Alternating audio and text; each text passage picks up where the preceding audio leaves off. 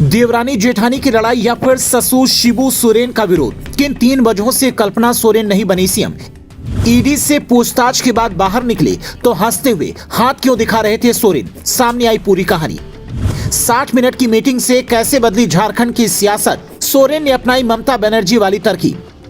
कहते हैं कि जब तक कोई पद न मिल जाए तब तक उसे अपना नहीं समझना चाहिए। झारखंड में जो हुआ वो इसी का सबसे बड़ा उदाहरण है। कल्पना सोरेन के हाथ से 24 घंटे के भीतर सीएम की कुर्सी कैसे दूर हुई, जेठानी देवरानी की सियासी लड़ाई कैसे आड़े आई और कांग्रेस की एक बड़ी डिमांड ने कैसे कल्पना का सपना चकनाचूर कर दिया, ये सब हम आपको बताएंगे। लेकिन उससे पहले ये तस्वीर देखिए। 31 जनवरी की रात करीब 9 बजे इनोवा कार में अगली सीट पर बैठकर हेमंत सोरेन राजभवन के लिए निकलते हैं और हंसते हुए हाथ हिलाते नजर आते हैं। तस्वीर देखकर ऐसा लगता है कि वो कोई गोल्ड मेडल जीत कर आ रही हो। लेकिन ईडी ने इन्हें जिस केस में गिरफ्तार किया है वो भ्रष्टाचार से जुड़ा मामला है। बावजूद इसके इनके चेहरे पर कोई मलाल नजर नहीं आ रहा है, जो बताता है कि ये अपने कार्यकर्ताओं के सामने किसी भी तरह से कमजोर नहीं दिखना चाहते हैं। सूत्र बताते हैं कि ईडी के अधिकारी के साथ ही राजभवन जाकर इस्तीफा देते हैं और उसके बाद जेएमएम की सांसद कहती हैं कि इन्हें गिरफ्तार कर लिया है। उससे पहले ही चंपई सोरेन को विधायक दल का नेता चुना जाता है, जिससे सुनकर कई लोग हैरान होते हैं कि आखिर कल्पना सोरेन सीएम क्यों नहीं बनी। तो इसकी 3 बड़ी वजह थी। पहली वजह, कल्पना सोरेन के पास पार्टी में कोई बड़ा पद नहीं है, ना ही वो विधायक हैं। झारखंड विधानसभा का कार्यकाल करीब 1 साल का ही बचा है। अगर चुनाव आयोग चुनाव नहीं करवाता तो मामला फंस सकता था।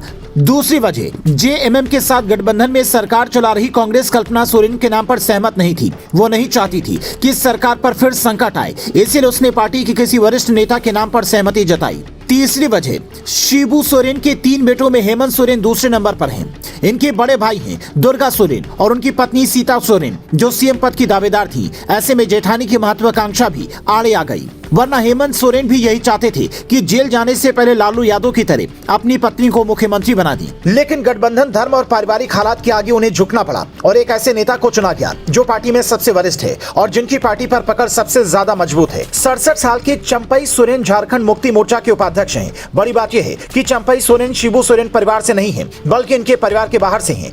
झारखंड मुक्ति मोर्चा के 6 संस्थापकों में से एक हैं। वो शिबू सोरेन के करीबी नेता हैं। सरायकला खरसावां जिले के रहने वाले चंपई 10वीं तक पढ़े लिखे हैं, जिन्हें जनता झारखंड टाइगर के नाम से जानती है। सबसे पहले ये निर्दलीय विधायक बने, फिर जेएमएम में आए, यहाँ तक कि बीजेपी की अर्जुन मुंडा सरकार में भी मंत्री रह चुके हैं। इसलिए ये भी कहा जा रहा है कि पार्टी पर इनकी पकड़ इतनी मजबूत है कि अगर वो सीएम नहीं बनते तो पार्टी में टूट भी पड़ सकती थी और बिहार वाला खेल भी हो सकता था। तभी तो हेमंत सोरेन ने तगड़ा दिमाग लगाया और पार्टी को टूटने से बचा लिया और पूछताछ के बाद हंसते हुए निकले। लेकिन अंदर ही अंदर वो इस बात से डरे हुए थे कि पता नहीं आगे क्या होगा। इसलिए ईडी की टीम जब पूछताछ के लिए पहुंची तो एक थाने में ईडी के अधिकारियों के खिलाफ ही मुकदमा दर्ज करवा दिया। आवेदन में ये लिखा कि मैं आदिवासी समाज से आता हूँ, इसलिए मुझे परेशान किया जा रहा है। इन अधिकारियों के खिलाफ SC/ST एक्ट में मुकदमा दर्ज होना चाहिए। जिससे सुनने के बाद कई लोगों को ममता बनर्जी की बात याद आ गई। बंगाल में जैसे ईडी के अधिकारियों के साथ में कुछ दिन पहले हुआ, वही झारखंड में हो सकता है, ऐसी आशंका कई लोग जताने लगे हैं। पर गनीमत रही कि ऐसी कोई खबर सामने नहीं आई और झारखंड को इस बार सोरेन सीएम तो मिला,